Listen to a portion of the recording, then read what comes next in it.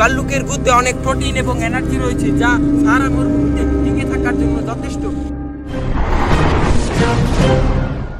অনেক বিপজ্জনক স্থান থেকেও চুরি করে ধরা খেয়ে বেঁচে ফিরেছি। অতীতের চুরি বাটপাড়ি চেষ্টা বাদ দিয়ে আমি এসেছি সাহারা মরুভূমিতে। আমি আপনাদের দেখাতে চাই হানিমুনে এই সাহারা মরুভূমিতে এসে যদি হারিয়ে যান কিভাবে চুল পাকনামি করে বেঁচে থাকবেন।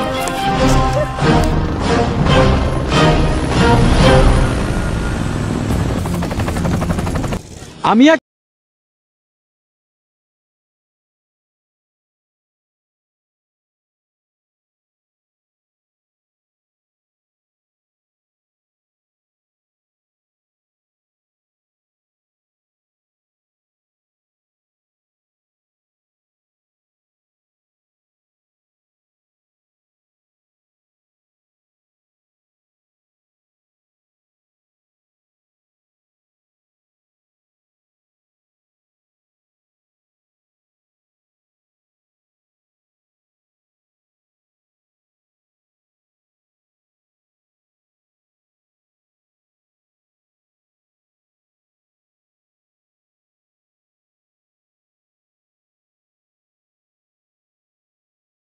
এটা ভাল্লুকের গু। এর একটাই কারণ, তারা টয়লেটে হাঁটতে পছন্দ করে না। তাদেরও কিন্তু টয়লেট আছে। আমি হাঁটতেছি প্রায় অনেকক্ষণ হয়ে গেছে, কিন্তু এখানে পানি নাই, শুধু কালো ভাল্লুকের গু। তো আমার পানির প্রয়োজন, এখন আমার পানি খুঁজতে হবে।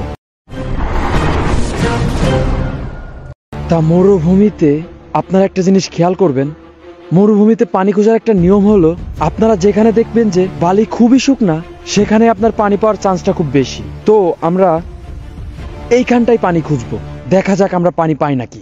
মরুভূমিতে আপনারা সবসময় শুকনো জায়গায় পানি খুঁজবেন, কারণ রোদ ওই শুকনো জায়গাটি দেখে না, যার কারণে ওইখানে পানি পাওয়ার চান্স খুব বেশি থাকে। আমরা অনেকেই মনে করি ভেজা জায়গায় পানি থাকে, কিন্তু না, ওইটা ভুল। সাহারা মরুভূমিতে শুকনো জায়গায় পানি থাকে। আমার দাদা বলেছিল মরুভূমিতে আপনার টিকতে হলে প্রতিদিন প্রচুর পরিমাণে পানির প্রয়োজন, কিন্তু আপনি ভুল সিদ্ধান্ত নিলে এই মরুভূমিতে টিকতে পারবেন। কারণ আপনি যদি দেখেন যে পানি পাওয়ার থেকে বেশি আপনার পানি খরচ হয়ে যাচ্ছে, তাহলে এটা আপনার জন্য একটি ভয়ঙ্কর ব্যাপার।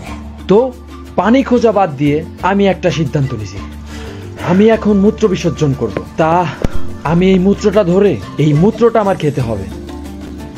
মরুভূমিতে বাঁচতে হলে আপনার সর্বোচ্চ দিয়ে ট্রাই করতে হবে। কিভাবে আপনি বাঁচতে পারবেন? যখন আপনি পানি পাবেন না, তখন আপনাকে নিজের মূত্রই খেতে হবে, কোনো ব্যাপার না। আমি আমার এইটুকু মূত্র ধরতে পারছি, তো আমি এখন এটা খাবো। বাঁচতে হলে আপনার খুব পানির প্রয়োজন। আপনারা যারা ঢাকার শহরে থাকেন, পানি কিনে খান, তারা নিজের মূত্র খাবেন, শরীরের জন্য উপকার, টাকাও বাঁচবে। মূত্রের স্বাদটা খুব দারুণ ছিল। আপনারা বাসায় থাকলেও মূত্র খাওয়ার অভ্যেস করবেন।